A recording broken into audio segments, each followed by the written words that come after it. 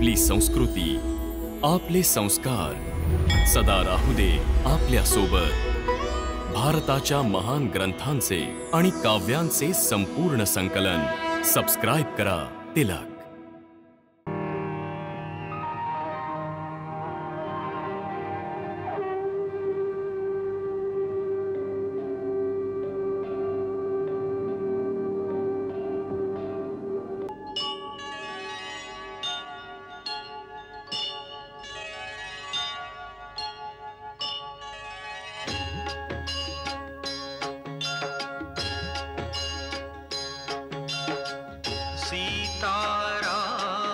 चरित अति पावन, मधुर सरस रस किति मन भावन.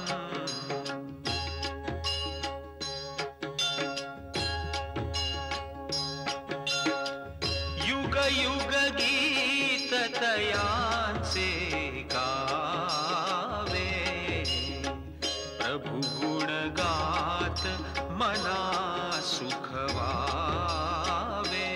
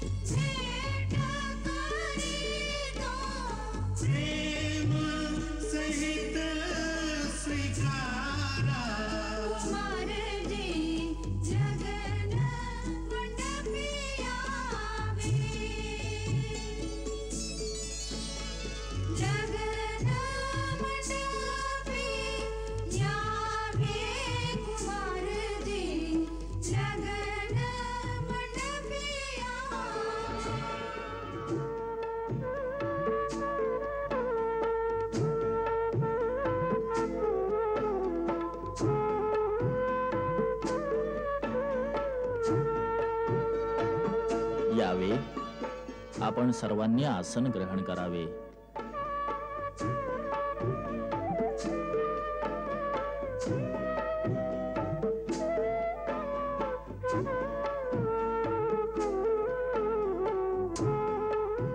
शतानंदजी, आता महाराज जनकांना प्रार्थना करावी की राजकुमारी सीतेला मंडपात बोलावलं जावं.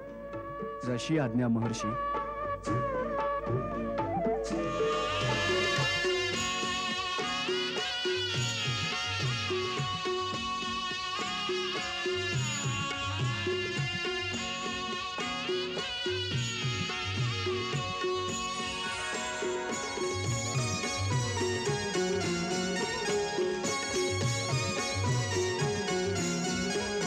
जनी न्याय सीतनि सखी सादर, सजी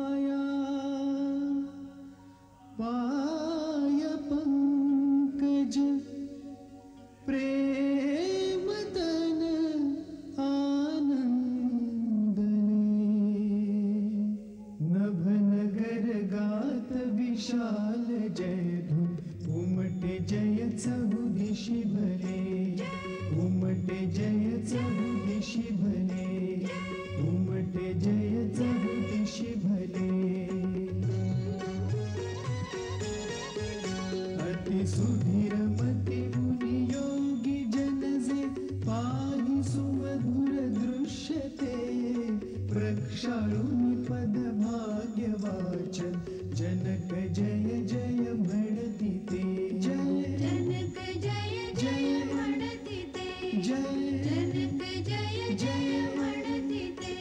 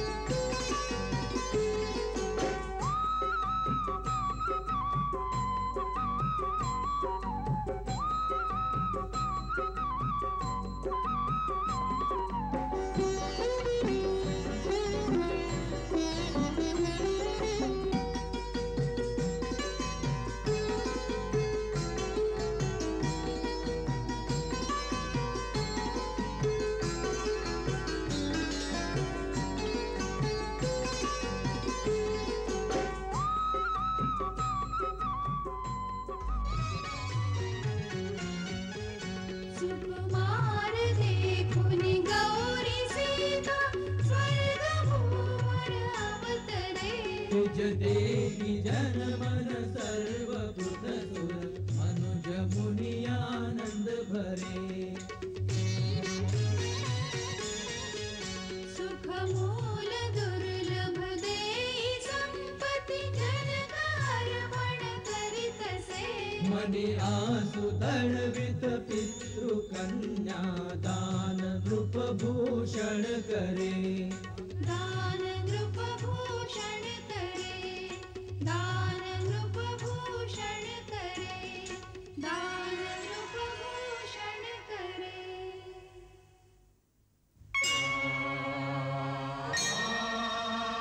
इयं सीता मम सुता सहधर्मचरी तव प्रतीक्षिजैनां भद्रं ते पाणिं ग्रहणीष्व पाणिना पतिव्रता महाभागा छायेवानुगता सदा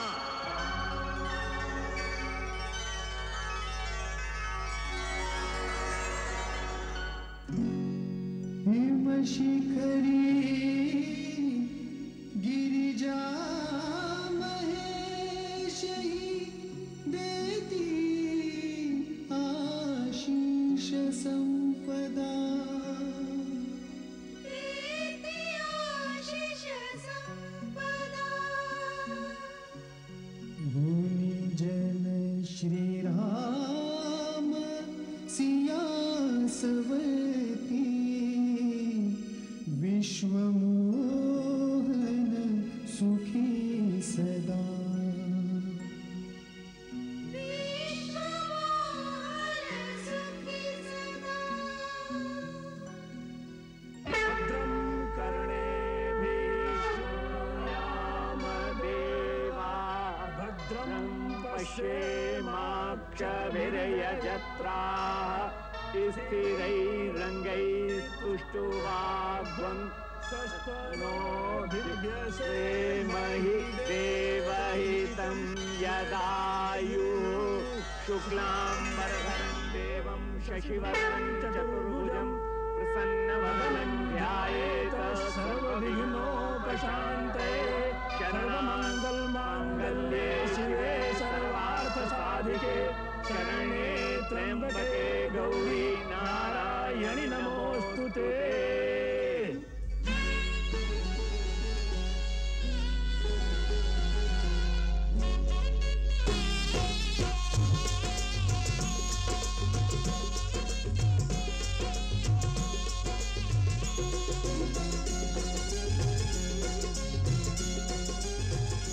सिया रघुवर जिंच्या संगी जया झाली हरे हरे जया झाली प्रिय सीता चढे चहुदिशी प्रेम रंग जया झाली हरे हरे जया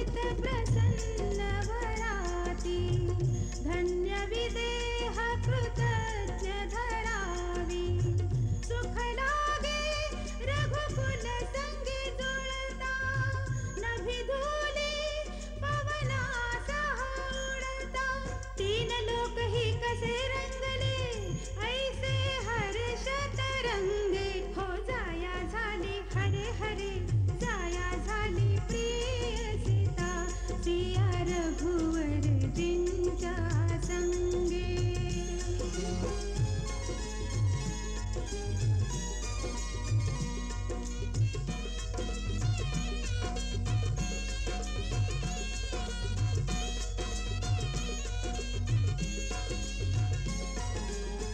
प्रमुदित मुदित सलज्ज ही सीता मन मंदिर भर सुखमय प्रीता राम सीतेला सिंदूर भरता शोभे सलज्ज जनकाची दुहिता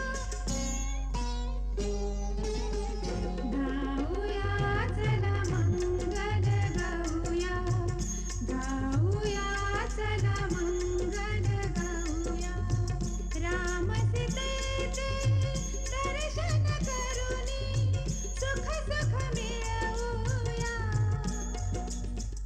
गाऊया चला मंगल गाऊया गाऊया चला मंगल गाऊया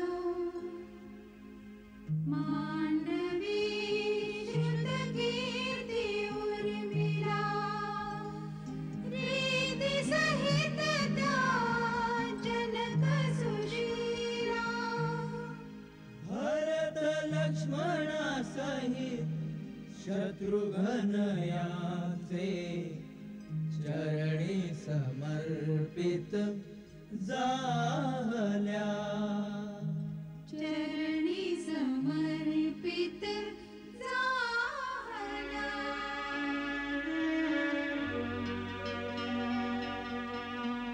महाराज, आपले संबंधी होण्याने आज आम्ही सर्व प्रकारे धन्य झालो. आजपासून मला आपल्या चरणीचा सेवक समजा.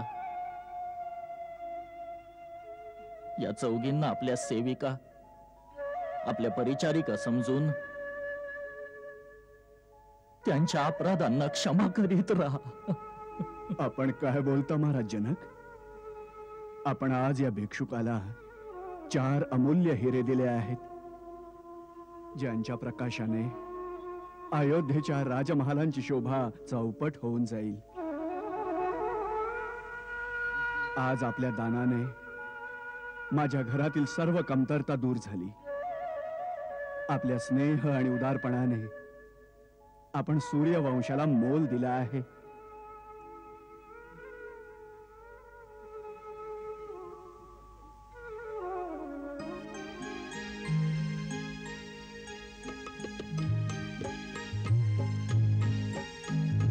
चारी भ्राता वधून घेऊन घराकडे निघाले. चारी बहिणींचे सुंदर मुखडे समाधानी उजळले.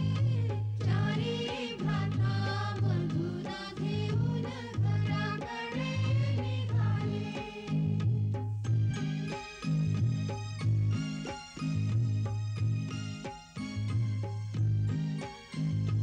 नैनी घेऊन स्वप्न नवे कुलदैवता पाशी गेले. कुलदैवते कृपा केली सारे आनंदित झाले. मिळे आशिष तया जोडी अमर राहो फळे फुले.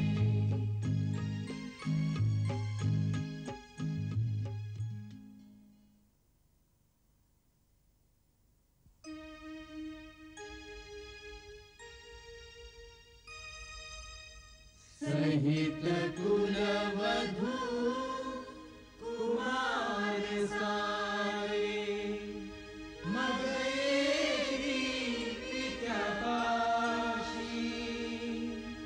शोभित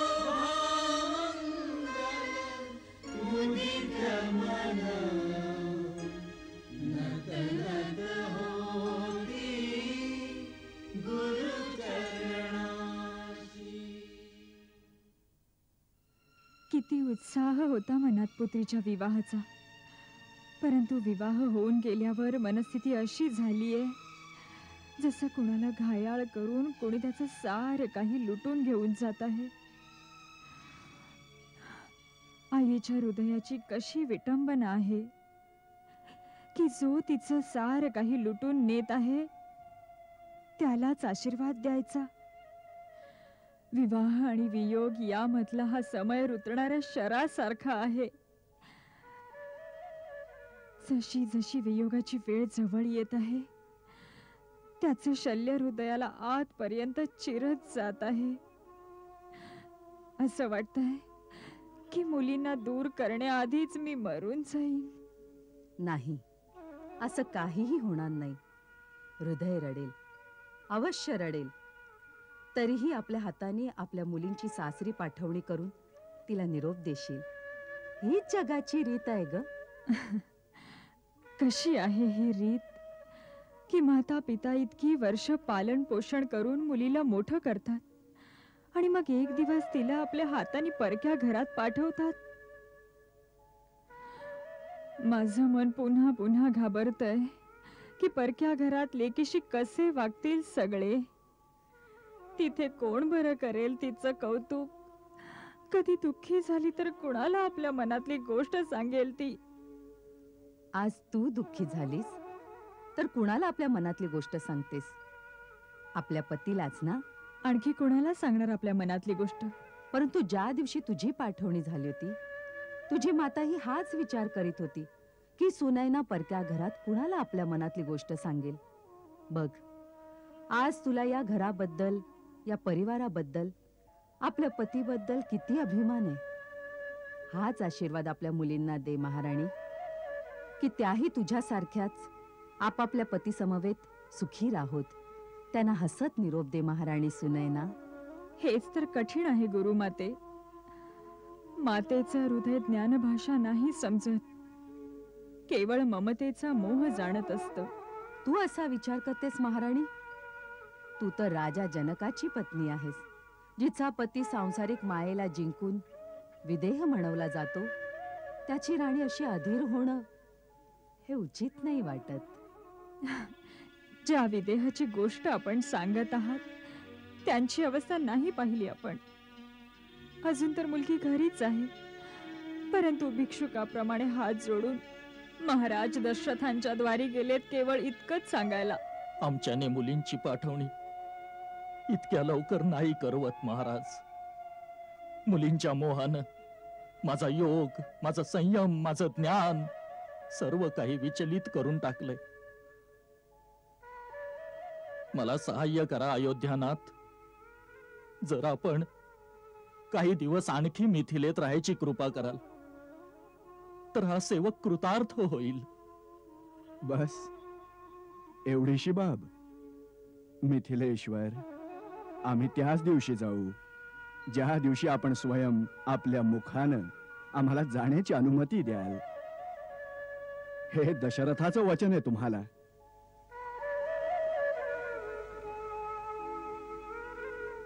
बस एकच गोष्ट लिहिलीये.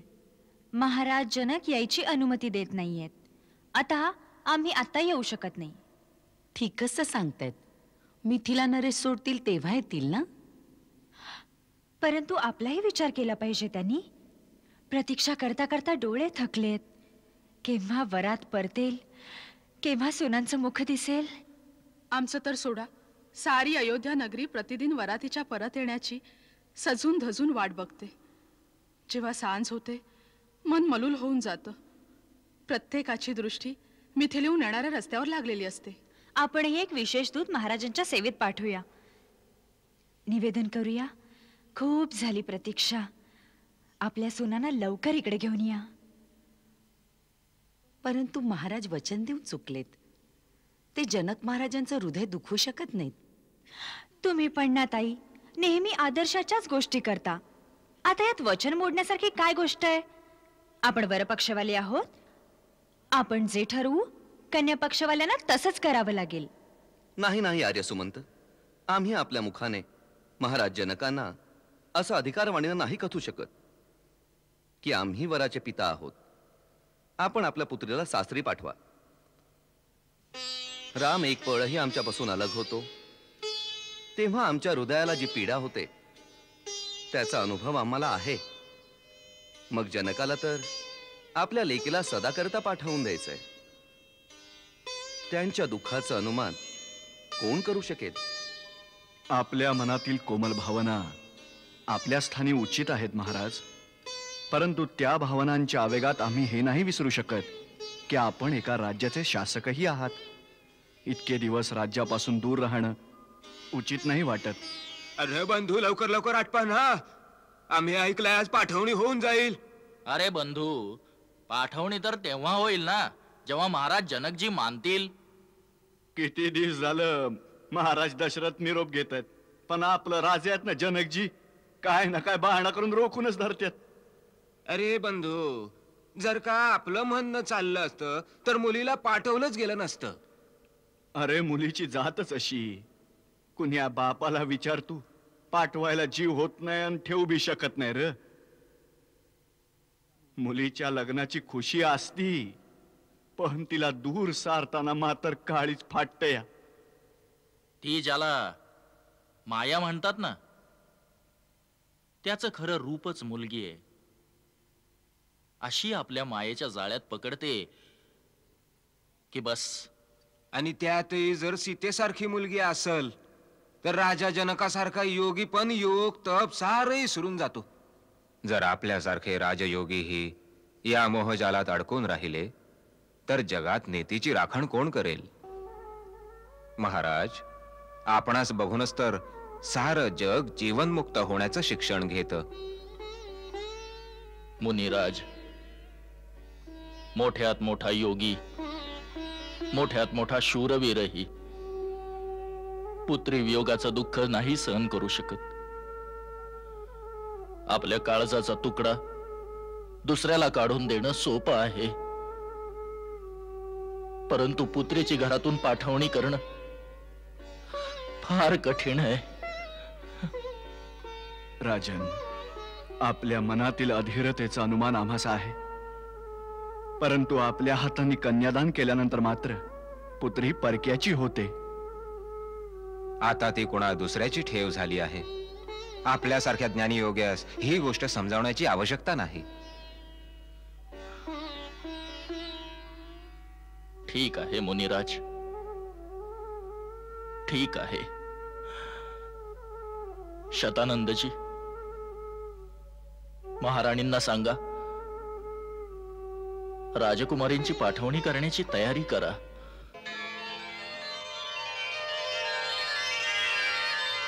विश्वामित्रांनी आणि शतानंदजींनी संदेश पाठवला आहे. विदेहराज जनक सीतेची पाठवणी करण्याची तयारी करीत आहेत. महाराज, आता चारही राजकुमारांना राणीवशात पाठवा, जिथून ते स्नुषांना घेऊन येतील. पित्यानं तुम्हाला इतकं दिलं आहे की तिन्ही लोकात त्याचा लौकिक होऊ लागलाय. पण माता तर तुम्हाला नारी धर्माचं ज्ञानच देऊ शकते, जे जीवनाच्या प्रत्येक वळणावर तुम्हाला कर्तव्य आणि धर्माचा रस्ता दाखवेल. सर्वप्रथम हे लक्षात ठेवा की स्त्रीसाठी पतीपेक्षा मोठा आणखी कोणी भगवान नसतो. तिला आपल्या पतीला सोडून कुणा साधू, महात्मा, देवता किंवा भगवंताच्या पूजेची आवश्यकता नाही. स्त्रीचं परम कर्तव्य एकच आहे की तिनं आपला स्वार्थ त्यागून केवळ तेच काम करावं ज्यात तिच्या पतीचं कल्याण आहे. तीच तिची पूजा आहे, हीच तिची तपस्या आहे. शास्त्रात नारी करता पतीच्या सेवे व्यतिरिक्त आणखी कोणत्याही तपस्येचे विधान नाहीये. जी स्त्री मन, वचन, कर्माने पूर्ण पतिव्रता असते तिला कुणाच्याही आशीर्वादाची आवश्यकता नाही. देवही तिला घाबरतात आणि भगवंत तर स्वयं तिच्या आज्ञेच्या अधीन असतात. पतीच्या कर्तव्य पालनात स्त्रीला त्याची सहधर्मिणी बनवून त्याला हात दिला पाहिजे. स्त्रीने सदैव पतीच्या माता पित्यांचा सन्मान राखावा. त्यांची सेवा हाच सर्वात उत्तम धर्म आहे. सासू सासरे पद पंकज पूजा, या सम नारी धर्म नोहे दूजा.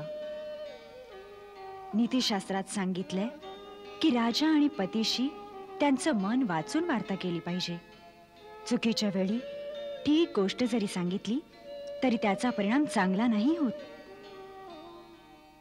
सर्वात शेवटची शिकवण ही आहे की सासरलाच आपलं घर समजावं.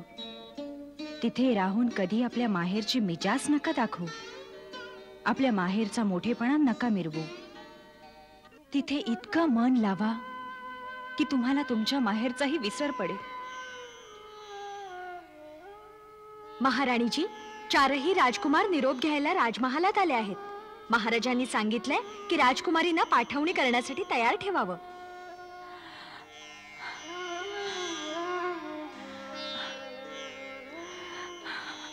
पाठवणी पाठवणी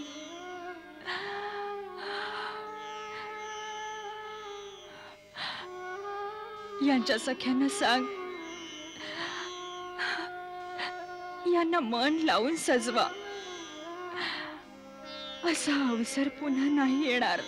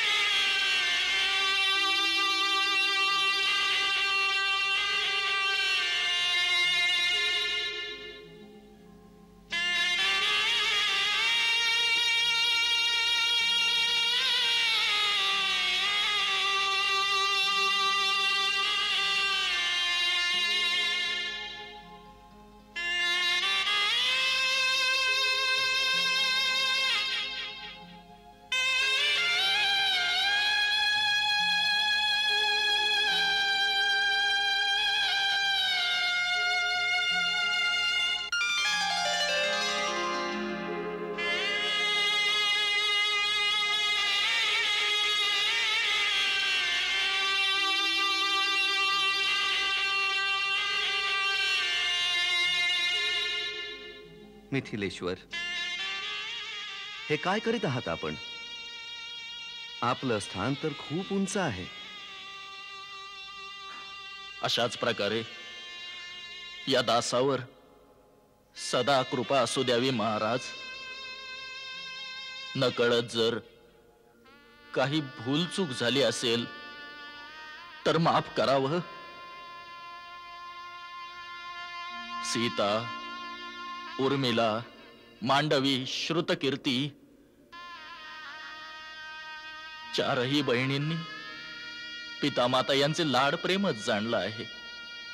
सासरची शिस्त, रीतीनीती समजण्यास संभव आहे थोडा समय लागेल.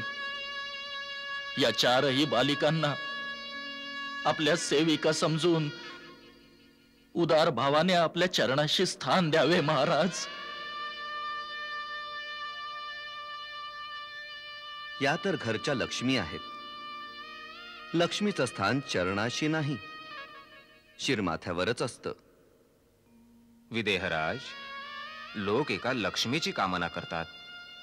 आपण तर 4-4 लक्ष्मी देऊन अयोध्येच्या राजश्रीला चौपट करून टाकला आहे. ही आपली उदारता आहे महामुनी. कन्येचा पिता तर केवळ इतकंच म्हणू शकतो, या चारींना आपल्या परिचारिका समजा. नाही महाराज जनक, मी तर अयोध्येच्या होणाऱ्या महाराणीला घेऊन चाललो आहे. तिचा आदर सत्कार तसाच होईल जसा एका महाराणीचा व्हायला हवा. आपण उदार आहात, महान आहात.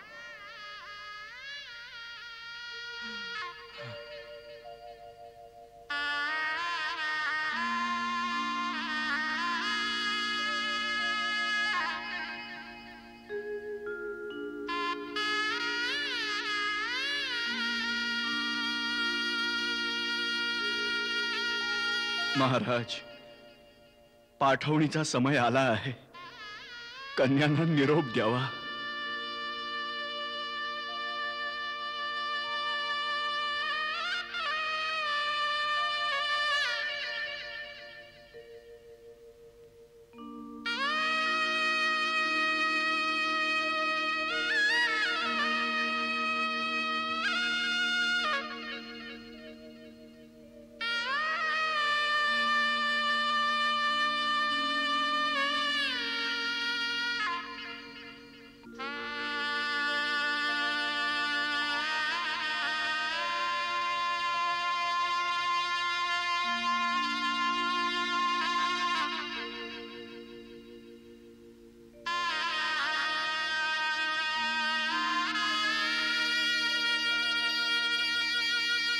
मुली,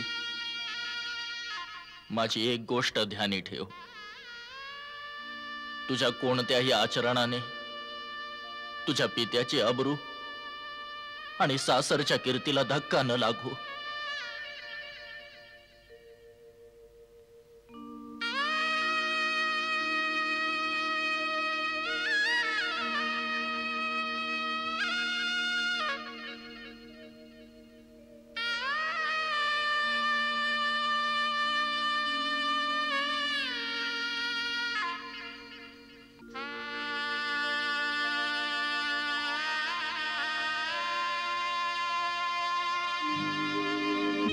जेव्हा निरोप घेत पित्याचा कन्या पळकी होय, पाषाणाहुनी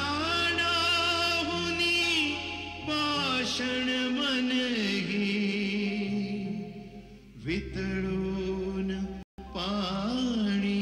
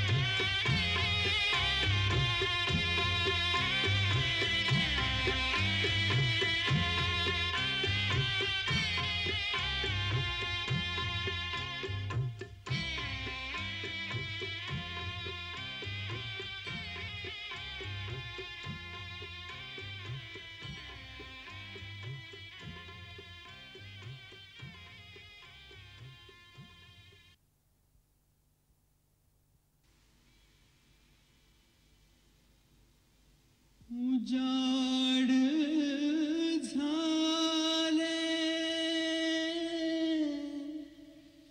महाल इमले जिथे सीतेचे बाल्य खेळले सोडून गेली आठवण मोती प्राण विदेह घेऊन साथी दुःख समेटून जनक घेई दुःख तो भूप वियोग साही वियोग साही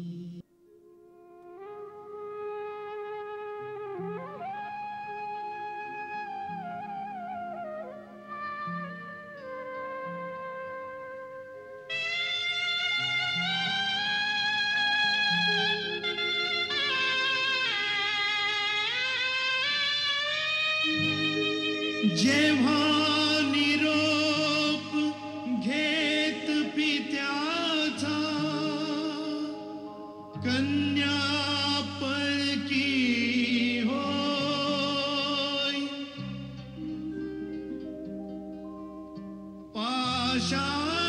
पाषाणाहुनी पाषाण मनही वितळून पाणी होई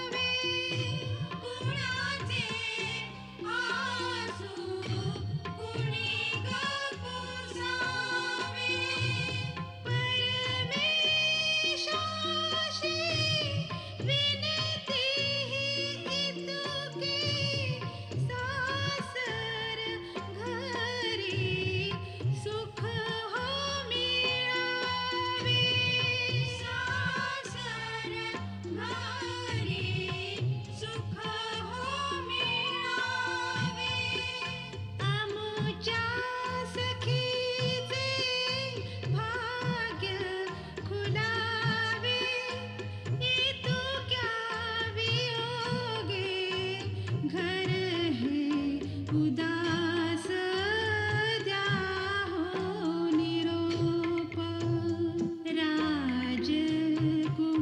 राजकुमारीस द्या हो निरोप लाडक्या सोनीला द्या हो निरोप परम विधात्या इतुकेच सांग कशासाठी कन्या वियोगाचे माप द्या हो निरोप राजकुमारीस द्या हो निरोप लाडक्या सोनीला द्या हो निरोप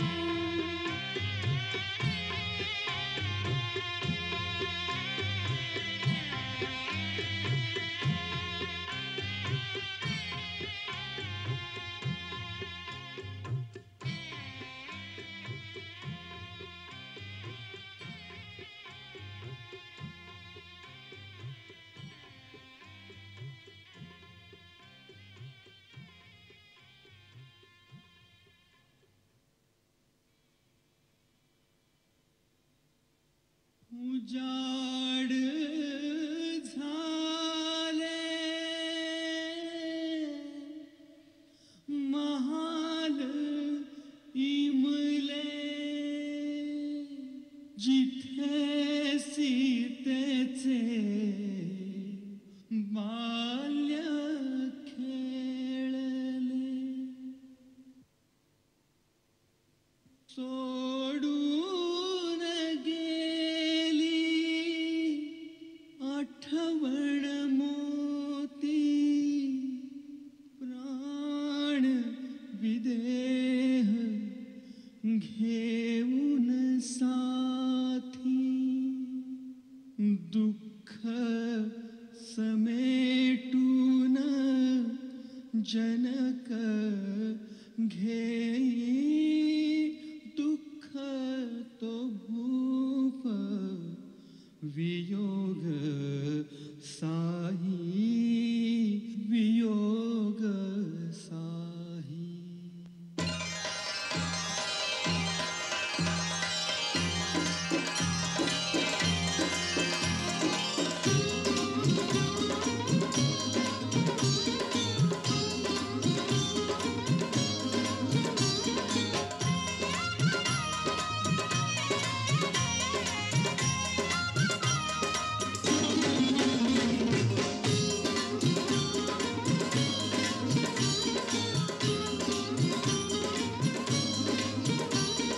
हे विधी सगळे पाहती सारे आले राजद्वारी मुदित मातृमन पहा देखती वधू समवेत कुमार अयोध्या नगरी धन्य अयोध्या नगरी धन्य पाहती नयनोत्सव नवा पाहती नयनोत्सव नवा अयोध्या नगरी धन्य अयोध्या नगरी धन्य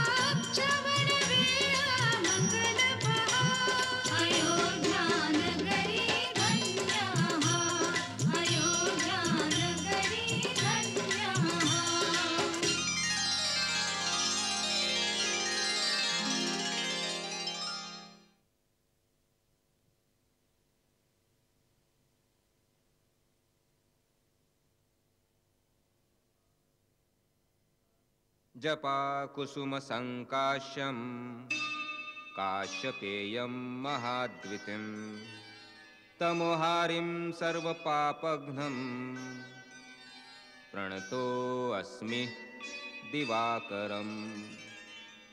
ॐ सूर्यदेवाय नमः।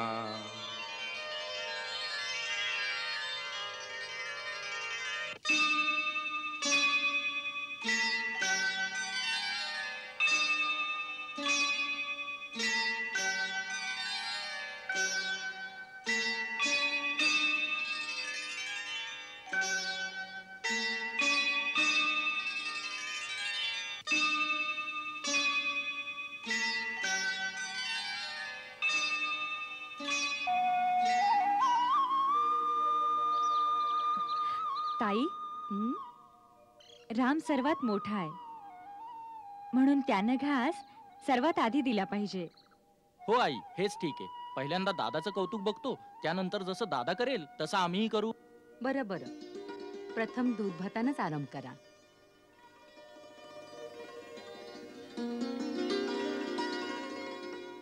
सीताबाळ, आपल्या हाताने दूध भात रामाला भरव आणि तन मनानं एक होऊन जा. घे, भरव.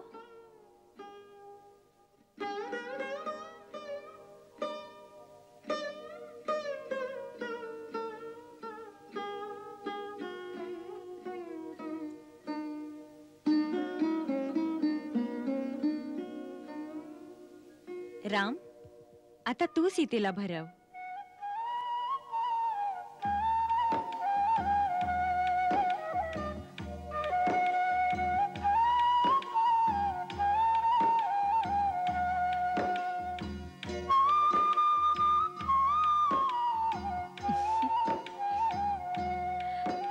ताई, आता भरताला सांगा, तो भरवेल.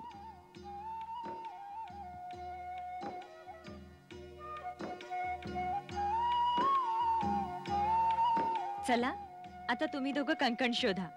जो प्रथम शोधून काढेल तोच जिंकेल. बघूया कोण शोधतंय ते.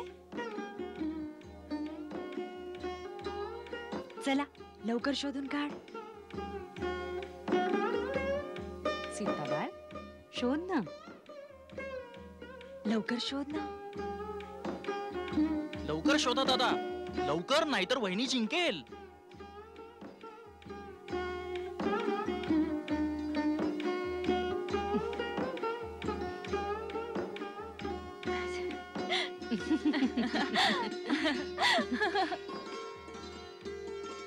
अरे वा, वहिनी जिंकली. दादानं जाणून बुजून वहिनीला जिंकू दिलं. चला, चांगलंय. कुठेतरी तर दादा हरला.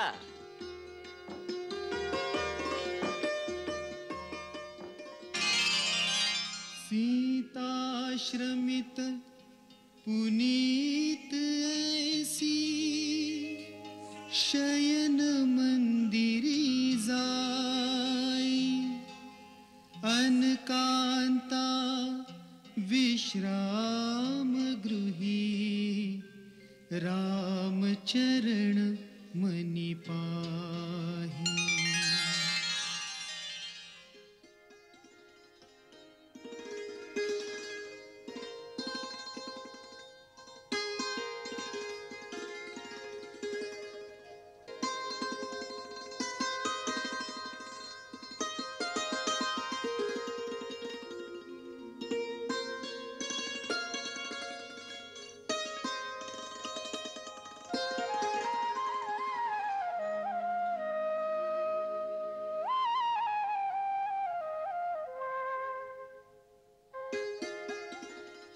हे कशाला?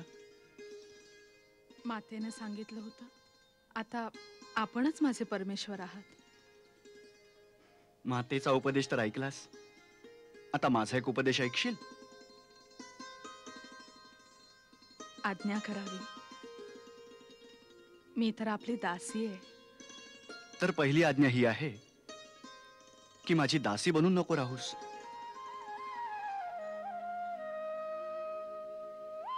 माझी अर्धांगिनी, माझा मित्र, सखा, साथी बनून माझ्या बरोबर चाल. माझ्या प्रत्येक चांगल्या कामात मला साथ दे आणि कधी मला पथभ्रष्ट होताना पाहिलंस तर मला चुकताना सावर. एका चांगल्या मित्राचं, चांगल्या साथीदाराचं हेच कर्तव्य आहे. माता कैकेयीने म्हटलं होतं, प्रथम दर्शनाच्या या घडीला सजीव राखण्याकरता एखादी भेट अवश्य दे. मी भेट आणली आहे, हिऱ्या मोत्याची नाही, पण भेट स्वरूप आज मी तुला एक वचन देत आहे. इथं तर राजांच्या अनेक राण्यांचा रिवाज आहे, परंतु रामाच्या जीवनात कोणी दुसरी कधी नाही येणार ही रामाची प्रतिज्ञा आहे. ठाऊक आहे ही प्रतिज्ञा मी कधी केली होती? जेव्हा पुष्पवाटिकेत मी तुला प्रथम पाहिलं होतं. अगदी अशा प्रकारेच.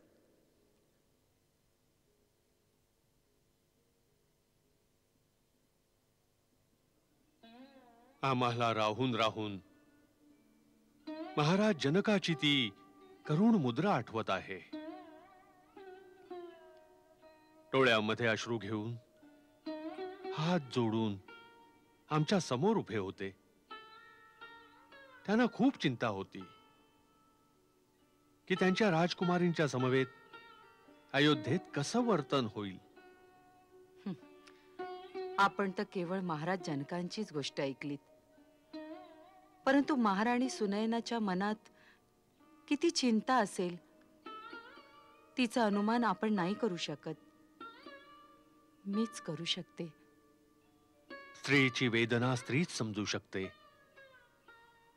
आम्ही विदेह राजास आश्वासन दिलं होतं की त्यांच्या पुत्रींना आमच्या येथे कधी काही कष्ट पडणार नाहीत. कौसल्ये, आमचं हे वचन निभावणं तुझंच काम आहे. आपल्याला असं म्हणायचंय का की अयोध्येत कदाचित त्यांच्याशी चांगलं वर्तन न होण्याची आशंका आहे? नाही नाही, आम्ही असा विचारही नाही करू शकत. परंतु केवळ चांगलं वर्तनच तर पर्याप्त नाही. सारं जीवन लाड प्रेमात व्यतीत केल्यावर मुलगी जेव्हा अकस्मात एका नव्या घरात येते तेव्हा तिच्या अंतरात केवढी भयशंका येत असेल. कोण कसं वर्तन करेल, कोण काय म्हणेल असा विचार करत असेल. हा समय तिला आश्वासन देण्याचा आहे. ज्या योगे तिला वाटेल की तिला आपल्या घराहूनही अधिक प्रेम इथे मिळणार आहे. तू सर्वात मोठी आहेस, म्हणून ही जबाबदारी आम्ही तुझ्यावर सोपित आहोत. जसं पापण्यांच्या मदतीने आपले डोळे सुरक्षित राहतात, त्याच प्रकारे या चौघींना आपल्या प्रेमाच्या पदरात लपेटून ठेव. आपण निश्चिंत राहा. त्या थोड्याच दिवसात मिथिला विसरून जातील. या भागाबरोबरच रामायणाचं बालकांड समाप्त होत आहे. आता पुढील भागापासून अयोध्याकांड आरंभ होईल, जे चित्रकूटावर श्रीराम आणि भरताच्या मिलाफापर्यंत पोहोचेल. माझ्या विचाराप्रमाणे तर रामायणात अयोध्याकांड सर्वात महत्त्वपूर्ण कांड आहे, कारण हेच ते कांड आहे ज्यात जीवनाच्या मूळ मान्यतांची, तत्वांची आणि मूल्यांची पारख होते. यात आपण पाहाल की एका बाजू स्वार्थ मनुष्याला कोठून कोठे खाली पाडू शकतो, तर दुसऱ्या बाजूस त्याग आणि बलिदान त्यास इतकं महान बनवू शकतो की तो स्वतः भगवंतापेक्षाही उंच दिसू लागावा. अयोध्याकांडात अशी मार्मिक स्थानं आहेत की मानवाची क्रूरता, त्याचा स्वार्थ बघून हृदय फाटून जातं.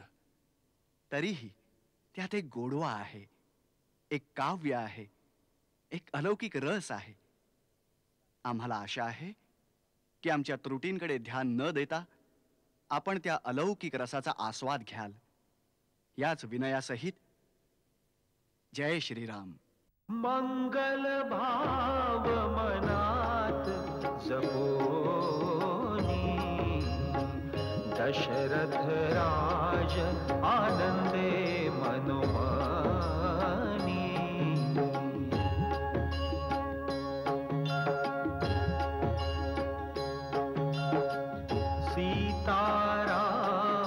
चरित अति पावन मधुर सरस रस किती